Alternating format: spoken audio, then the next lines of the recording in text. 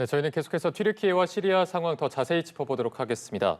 하문구 한국열린사이버대 소방방재안전학과 교수 그리고 김대성 한국외대 터키학과 명예교수와 함께 자세한 소식 짚어보도록 하겠습니다. 안녕하십니까? 안녕하십니까? 자, 지진 발생한 지 벌써 9일째가 됐고요. 사망자 수도 계속해서 늘고 있지만 구조 소식도 간간히 들려오고 있습니다. 먼저 지금까지의 구조 상황 어떻게 판단하고 계십니까? 네, 사실 기적이라고 말할 수 있을 정도인데요. 네네. 많이 알고 계시겠지만 실제로 생물학적인 어떤 골든 타임을 72시간을 이렇게 국제적으로 규정을 하고 있는데요. 네. 지금 언론에서 보고된 것처럼 10세 소년이 183시간 만에 기적적으로 구조가 되는 이런 상황들이 나타나고는 있습니다. 그렇지만 이제 현실적으로는 지금 지진 발생 거의 이제 9일째 수색을 하고 있고요. 보통 제가 앞서 72시간 말씀드렸지만 5일 이후 지나가면 사실 이제 생환자를 기대하기는 굉장히 어려운 상황인데요. 더더군다나 이제 9일째 지나가는 시점이기 때문에 안타깝지만 이런 구조가 활발하게 진행되기는 좀 어려운 상황인 것으로 보여집니다. 네, 지금 객관적인 상황들만 봐도 어려운 상황인 건 맞지만 이런 분석도 맞습니다. 이제 건물이 붕괴되면서 이런 건물 잔해들이 어떤 보온의 역할을 해줘서 밤에는 거의 영하 6도까지 떨어지는데 어느 정도 좀 추위를 막아줄 수 있는 환경이 만들어질 수 있다. 그렇기 때문에 생존 환경이 조금 더 올라갈 수 있다라는 분석도 봤는데 이 분석은 좀 어떻게 보십니까? 네, 매우 타당성 있는 분석인데요. 지금 이제 이 튀르키예나 시리아 상황들을 보면 실제로 이런 건축물들이 앞서 여러 보도에서 나왔지만 이제 팬케이크처럼 수직으로 그냥 매몰되는 형태들을 보여주고 있거든요. 사실 이제 내진 설계라고 많이 얘기를 하고 있는데 이 내진 설계 같은 경우는 이제 구조적으로 어느 정도 지탱할 수 있는 그런 어떤 구조적인 안정성을 갖고 있는데 지금 이 튀르키예 상황 같은 경우에 그런 이제 구조적인 포켓이 남아있을 가능성이 좀 희박해 보이고요. 지금 이제 말씀 주신 것처럼 어쨌든 여러 가지 조건이 열악하지만 그렇게 이제 포켓 형태로 어떤 공간이 남아있을 가능성은 굉장히 크고요. 그리고 이제 말씀하신 것처럼 영하 6도까지 내려가는 열악한 날씨 상황이지만 실제로 이제 구조물들이 중첩이 돼 있다라고 하면 우리가 이제 마치 지하실에서 온도가 이제 좀 더 높게 올라가는 것처럼 그런 상황들이 좀 나타날 수 있는 여지는 있어 보입니다. 네, 지금 상황에서 구조한다는 게 기적적인 이러한 수식어가 붙을 정도로 굉장히 전망은 어두운 상태인데 지금 카흐라만 마라슈의 7개 지역에서는 구조 활동이 종료가 됐습니다. 구조자보다는 일단 생존자들에게 조금 더 초점을 맞췄다 이렇게 분석하면 될까요? 네, 그렇습니다. 지금 앞서 말씀드린 대로 이제 9일째 지나가는 상황이기 때문에 네네. 이렇게 지금 구조 쪽보다는 이제 생존자들을 보호하고 케어하는 쪽으로 전환하는 것은 적절한 상황인 것으로 보여지고 있고요. 지금 이제 구조를 하고 있는 이런 카흐라만 마라슈 7개 지역의 구조 활동이 종료된 이런 맥락도 그러한 어떤 상황에서 전이됐다라고 보여지고요. 특히 이제 이 생존자 지원 같은 경우에 지금 여러 가지 식수라든가 그리고 추위 이런 부분들 때문에 굉장히 이제 기아와 전염병에 시달리고 있기 때문에 좀 굉장히 적절한 어떤 전환이라고 보여집니다. 네, 지금 생존자들의 상황도 2차 재난에 부딪혔다라는 말이 나올 정도로 굉장히 좋지 않은 것 같습니다. 각종 전염병에 피부병에 여러 가지 악재들이 있는데 지금 생존자들의 상황은 어떻게 판단하고 계십니까?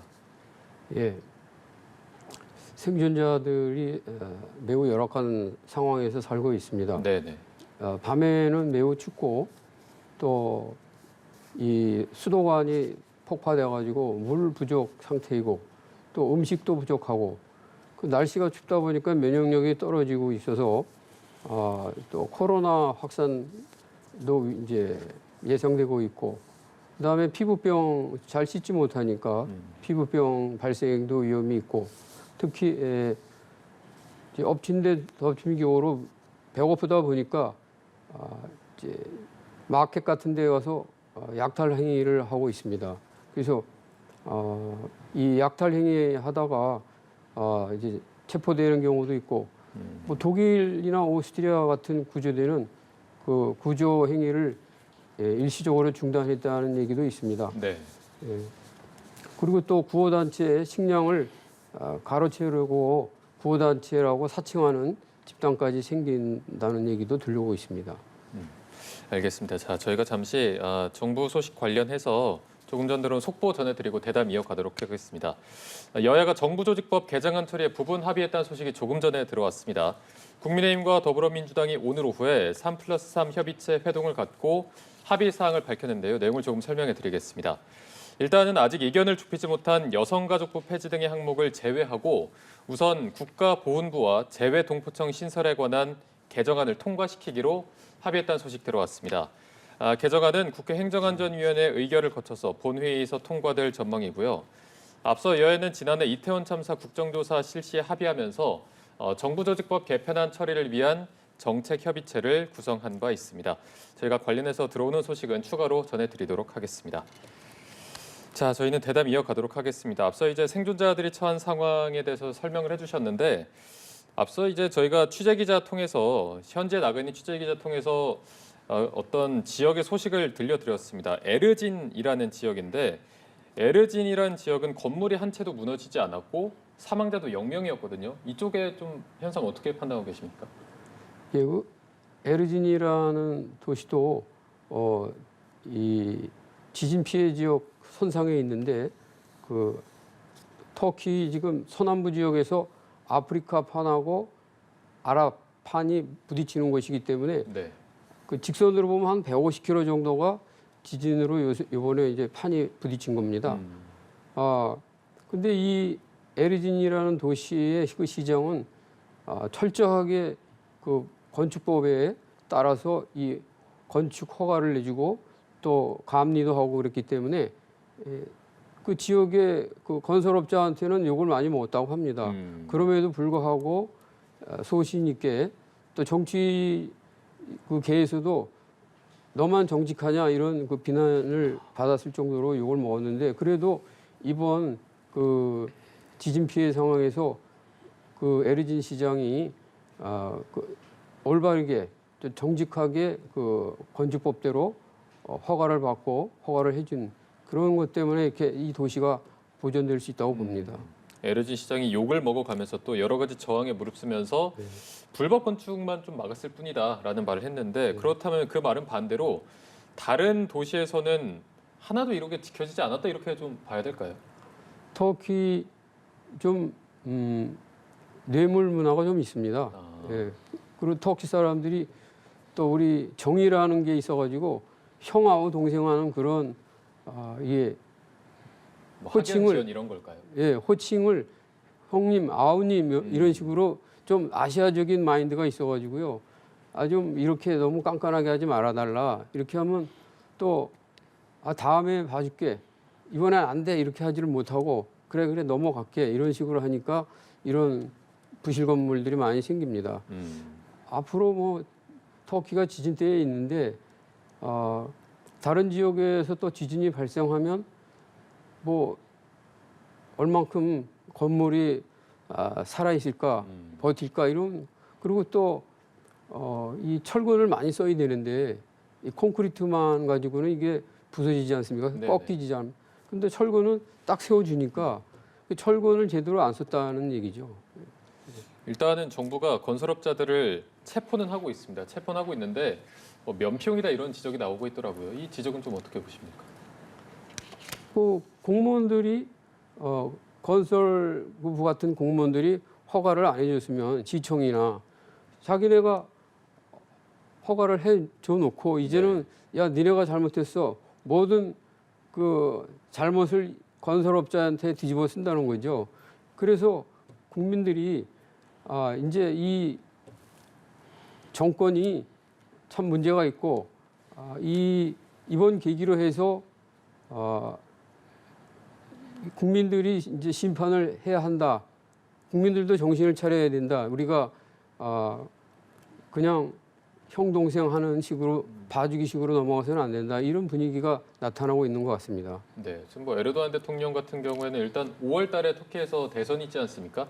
지금 이 여러 가지 여론 같은 게 굉장히 좋지 않다고 들었는데 네. 5월 대선 좀 어떻게 전망하십니까? 지금 5월 달이 이제 대선이 있는데 강력한 그 라이벌이 현재 이스탄불 시장입니다. 이스탄불 시장이 여론조사를 해보면 현재 그 에르도안 대통령보다 지지율이 더 높게 나옵니다. 그래서 지금 에르도안 대통령이 노심초사하고 있는데 터키 내 그 일각에서는 저 위기를 빌미로 대선을 연기할 수도 있다. 이런 그 내용까지 있고요.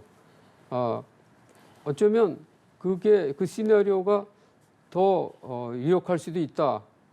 이런 분석도 나오고 있습니다. 그리고 또 이스탄불 시장을 지금 여러 가지 그 이유를 들어서 지금 조사를 하고 있어요. 대통령을 비난했다는 공무원 비난죄를 적용해가지고 유죄 판결을 내린 상태거든요. 그래서 이 어떻게 될지 모르고 또 사우디아라비아나 아랍에미레이트 같은 데는 이 에르도안 대통령이 친이슬람적입니다. 친이슬람적이기 때문에 아랍 국가들의 지지를 많이 받고 있어요. 네. 그래서 지금 술탄이라고 이제 이 대통령을 술탄 옛날 왕으로 부르고 있는데 술탄이 선거로 인해서 물러가면 되겠어? 우리도 서포트해줄게, 지지해줄게 이런 식. 예, 그래서 유럽은 이제 민주주의에 따라서 이 정권 교체가 이루어지길 바라지만 중동 국가들은 좀 이 이슬람 요소 때문에 에르도안을 지지하고 있습니다. 네.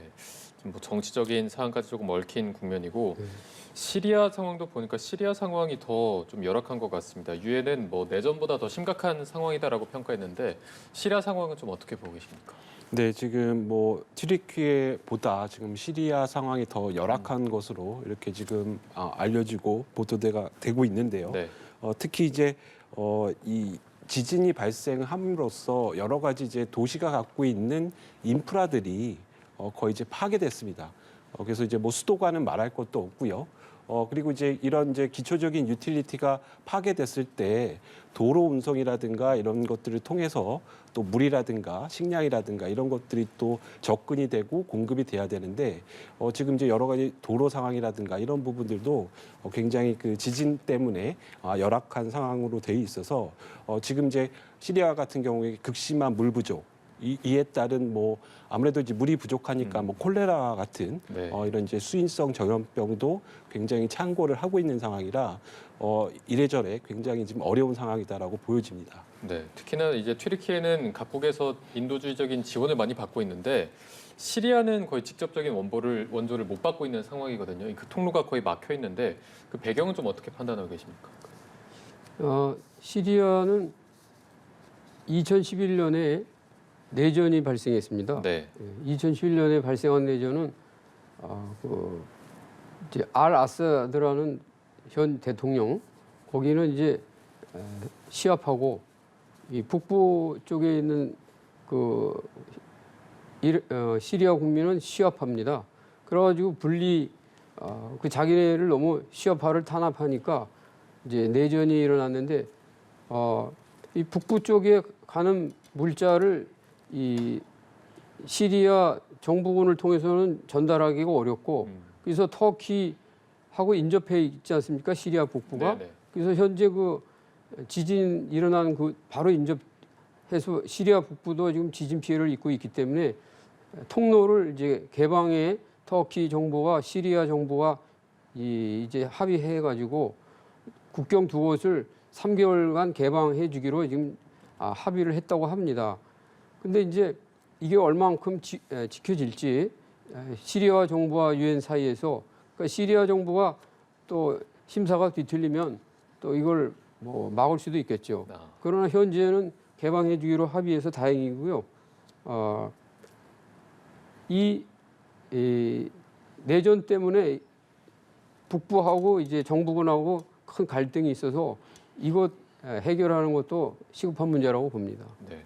그런데 지금 또 보니까 IS가 다시 등장을 했습니다. 뭐 민간인을 납치하고 살해한 것으로 알려졌는데 지금 이렇게 어려운 상황에서 IS는 왜 이런 일을 벌이는 건지 왜 지금인지도 궁금하거든요.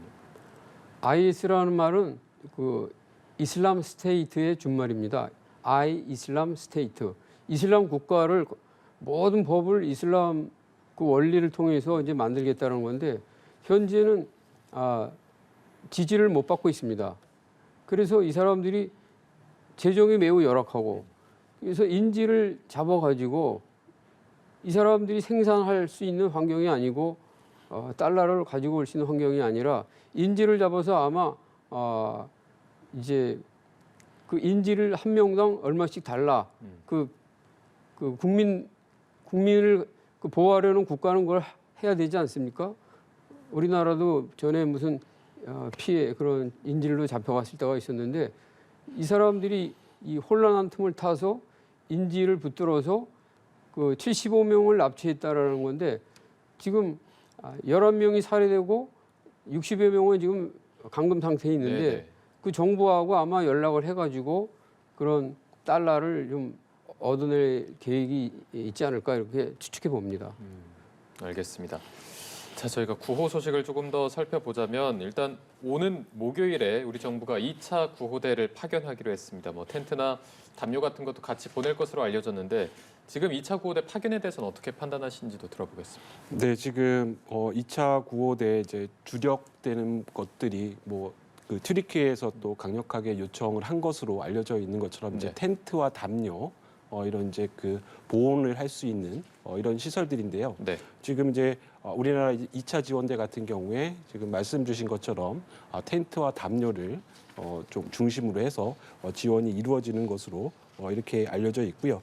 그리고 이제 이런 이제 구호물품 활보뿐만 아니라 향후 지금 이제 어떻게 보면 그 지진이 발생을 했고요. 물론 이제 강력한 여진이 또 있다라고 하는 이런 우려가 있지만 앞으로 이제 2차 재해를 막는 이런 이제 생존자들을 보호하는 이런 조치가 결국은 이제 더 중요한 요건으로 대두가 되고 있는 상황이기 때문에 지금 뭐 앞서 뭐 윤석열 대통령도 뭐 재건까지 고려를 하겠다라는 이런 발표도 있어서 그런 부분을 좀 적극적으로 추진할 필요성이 있다고 보여집니다. 네.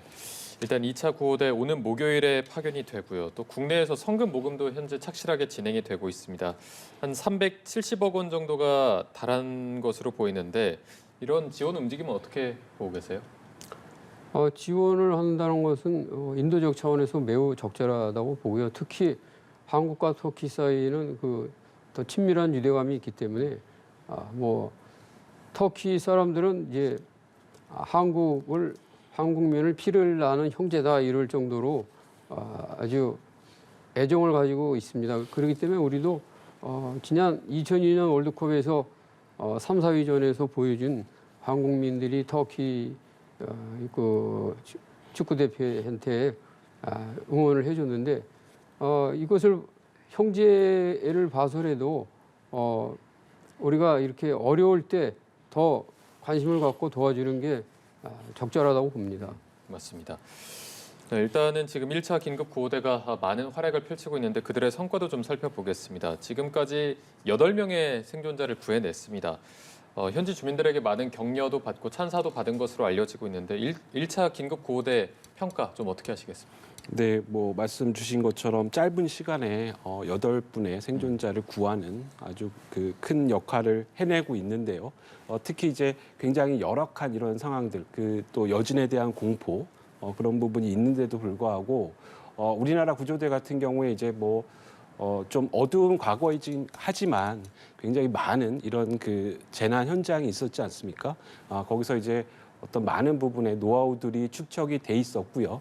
특히 뭐 삼풍백화점 붕괴 사고라든가 뭐 안타까운 사고지만 이런 데서 나타났던 여러 가지 이제 소방 구조력이라든가 이런 부분들이 뭐 다른 나라에 비해서 굉장히 월등하다라고 보여지고요. 여기에 더불어서 앞서 교수님께서도 말씀해 주셨지만 어떤 그 튀르키예와 형제국 또 그런 부분들의 어떤 그 우리 구조대의 열성 이런 부분들도 더 많이 작용을 해서 이런 이제 좋은 성과가 나타난 것으로 이렇게 보여지고 있습니다. 네, 지금 열악한 상황에서도 1차로 파견된 긴급 구호대 많은 성과를 보이고 있는데 2차 구호대가 파견돼서 1차 구호대와 이제 합류가 되는 건지 아니면 좀 다른 식으로 작전을 병행하게 되는 건지 어떤 식으로 진행이 좀 됩니까? 지금 그 제가 이제 정확하게 파악은 못 하고 있는데 네네. 아마 이제 합류가 되면서 아마 그 여러 가지 범위라든가 이런 부분들이 이제 넓혀지게 될 거고요. 그리고 이제 앞서 말씀드린 것처럼 이제 구조에 대한 패러다임이 이제 생존자에 네. 대한 케어로 전환이 됐기 때문에 그 부분에 역량을 집중하는 그런 그 활동들이 주로 이루어질 것으로 이렇게 보여집니다. 네. 자, 이런 가운데 국내 작가가 그린 그림 화제를 모으고 있습니다. 저도 봤는데 아마 교수님께서도 보셨을 것 같은데 6.25 당시의 상황과 지금 지진이 났을 때 상황을 비교해서 좀 오버랩되면서 그린 그림이 굉장히 화제를 모으고 있습니다. 좀 뭐 연대를 담아냈다 지금 저희가 보여드리고 있는데 튀르키예와 한국의 연대를 담았다라는 평가가 나오고 있습니다. 이 그림 좀 어떻게 보셨습니까? 저 그림을 보면은 가슴이 찡하죠. 저기 집 나가는 그림은 터키 군인이 고아가 된 아이에게 음식물을 주고 머리를 쓰다듬어주는 장면인데 실제로 터키 군대가 와가지고 수원에 고아원을 운영했습니다. 그리고 전쟁이 끝난 뒤에도 6, 7년간 있으면서 고아원은 운영이 됐었고요. 그다음에 지금 그림은 우리가 그 구조대가 가서 터키 어린이에게 뭐 먹는 거를 주고 있는 모습인데 터키에서도 상당히 이 뜨거운 반응을 받고 있습니다. 우리 터키 1950년 전쟁이 일어났을 때 15,000명의 육군을 파병했거든요. 이 숫자로 보면 3위에 해당하는 숫자예요. 네. 그리고 한 750명 사망했는데 20대, 20살, 21살 이런 나이에 와서 그래서 우리가 이 터키 사람들이 그 먼 곳에서 와가지고 뭐 한 8,000km 정도 배를 타고 와가지고 한국의 민주주의를 지키기 위해서 피를 흘려줬는데 우리도 이렇게 어려울 때 지원해 주는 것은 조금 빚을 갚는 거라고 생각해 보겠습니다. 예. 네. 교수님께서도 좀 그림 어떻게 보셨는지 한번 들어보겠습니다. 네, 지금 뭐 교수님 말씀처럼 뭐 어떤 그 우리나라와 튀르키예 간의 역사적인 유대를 잘 표현했다라고 보여지고요. 저도 말씀처럼 이런 그 뭐 연대 그림 이런 것들이 앞으로 우리나라와 그리고 이제 굉장히 이제 현실적으로 어려움이 처한 튀르키예 간의 어떤 뭐 그 국민들 간에 서로 좀 힘을 모아서 시너지를 낼 수 있는 그런 모티브가 됐으면 좋겠다는 생각을 합니다. 네, 알겠습니다. 두 분 말씀 여기까지 들어보겠습니다. 지금까지 함은구 한국열린사이버대 소방방재안전학과 교수, 김대성 한국외대 터키학과 명예교수 두 분과 함께했습니다. 고맙습니다. 네, 감사합니다.